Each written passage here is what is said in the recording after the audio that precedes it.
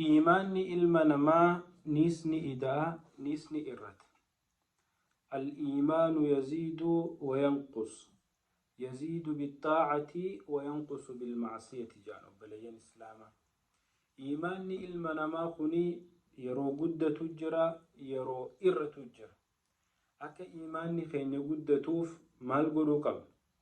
إيماني يونا ما قدته، إيماني يونا ما إدئ فايدان إسا مال وبلي سخية وبليتيتي.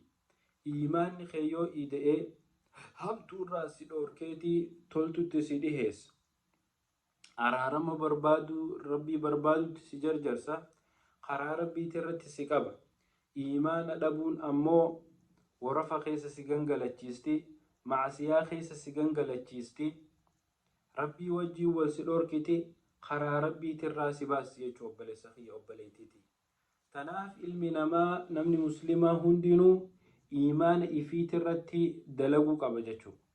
أكمتي إيمان خين الرتي دلي إيماني دلقا ججبدو علمي نما دلقي ربي إساتي وجي والقهو تنين أكا قرآن قرأو صلاة سنة الدميسو صلاة فردي جماعة مسجدة صلاة xiqqoo qabanirraa sadaqachuu, toltuu dubbachuu, waan beekan nama barsiisuu, zikrii heddummeeysuu, du'aayii heddummeeysuu, barnoota ilmii islaamaa heddummeeysuu.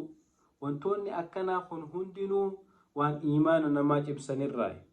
Ammallee takka guddoon obboleessa kiyya obboleeytiiti.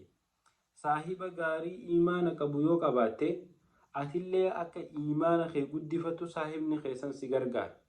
صاحب إيمان قللو خ إيمانا قم خجودة خنا سيني وابوته جودة خنا سيني وابوته بهمو صاحب فيو قباته صاحبني أكنا خن إيمان اللي فوركتي أتيس إيمان سيدور كججو شيطان أكنا ترائف إيك نما أكمي صاحبو قبدا نما أكمي تتليهاتشو قبدا نما أكمي وجي والجهو قبدا قرار بيتر تجاباتشو قبدا أبلي سخي أبلي تيتي تناف أبلي ينكي akka guyyaa boruu milkoynu akka guyyaa boruu najaabaan akka qabriin teenya nuu ballattee nuu iftu akka gaafii guyyaa qiyaamaa jalaa nagee baanuuf jecha cibaadaa irratti toltuu addaa addaa ta rabbiin jaalatu hundaa'uu dalaguun iimaana keenya upgrade haa goonu jechuudha.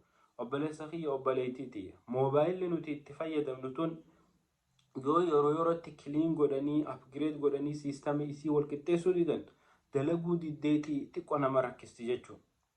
Jiruun ilma namaatis akkasuma yoo gama rabbii deebinee rabbii keenyatti toobannee gaarii dalaynee akka ajaa'ibaatitti rabbitti dhiyaachuu baannee iimaanni keenya irrachaa deema.